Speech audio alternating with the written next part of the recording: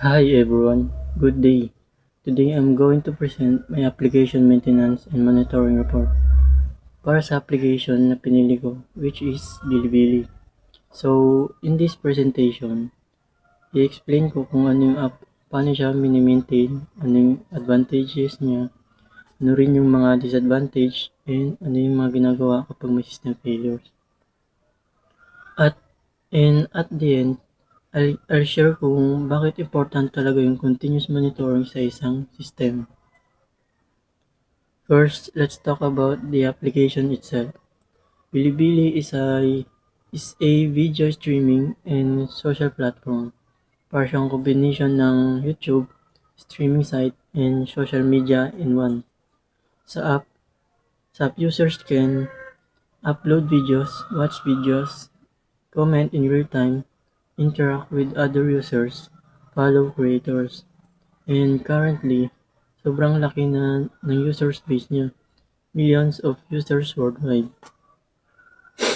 Overview: as a developer, the goal ng system is make sure na secure yung data, reliable yung service, and at the same time maging community-driven, meaning may participation ng users sa content interaction.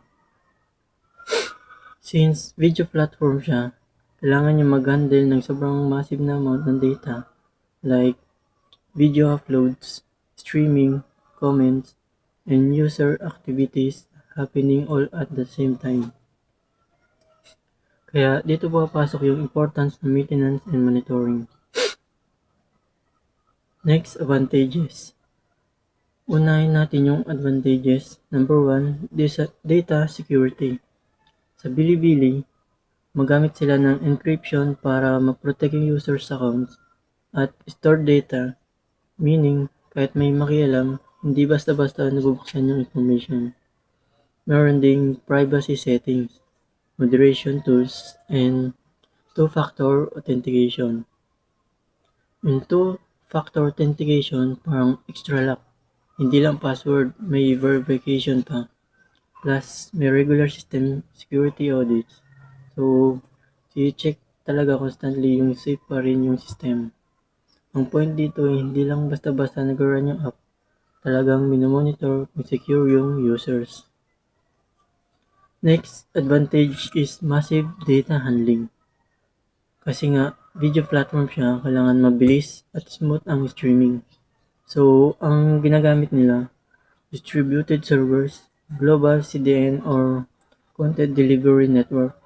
Ibig sabihin, hindi lang sa isang lugar nakastore lahat. May copies in different location para mas mabilis ma-deliver sa users.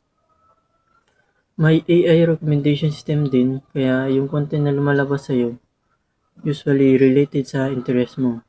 Kaya kahit sobrang daming users, sabay-sabay sabay-sabay pa rin at kaya pa rin niyang mag-handle as long as properly managed and monitored yung system. Third advantage is system upgrades.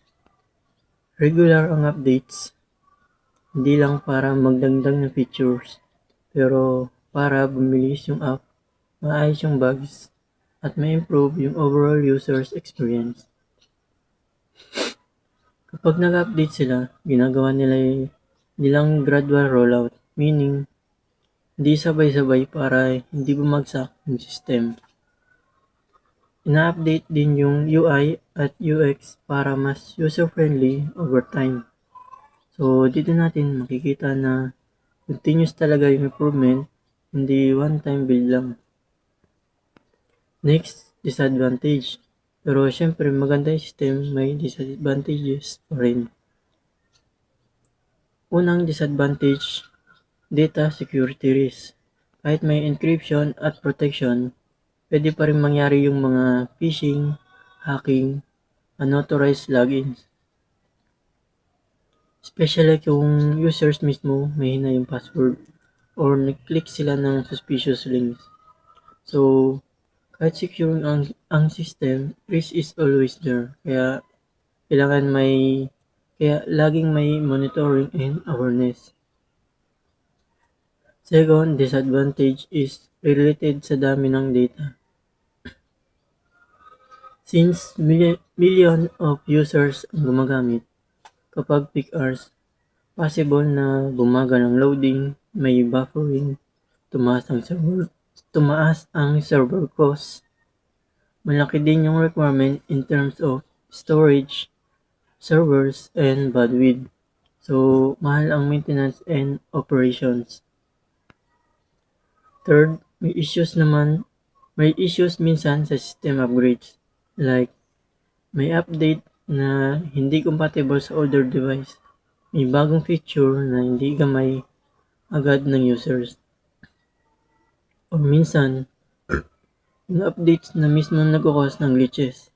So, kahit helpful ang upgrades, kailangan pa rin careful monitoring after ma-release. What happens during failures? Ngayon, what if may failure? Like, biglang nagka-crash or may outage? May mga nakaplan na actions. Number 1 is automatic backup and recovery. May real-time data backup para hindi mawala information. Number 2 is failover servers. Pag bumagsak yung main server, automatic nag-activate yung backup server. The third is incident response team. May dedicated engineers na nagmamonitor, nag-investigate at nagre-resolve agad. Ang pangapat naman is user notification.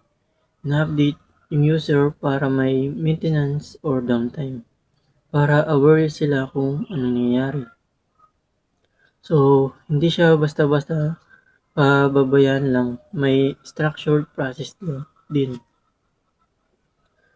The last is conclusion. So, to summarize everything, Bilibili is a very powerful, lalo na sa handling ng videos and massive users. Pero success niya hindi lang dahil sa features kundi dahil sa strong maintenance, continuous monitoring at proactive security management. Yes, may challenges like data risk, server load, and upgrade issues. Pero dahil may backups, failover system, and constant update, nakaka-build sila ng reliability, performance, and user trust. Yun yung takeaway.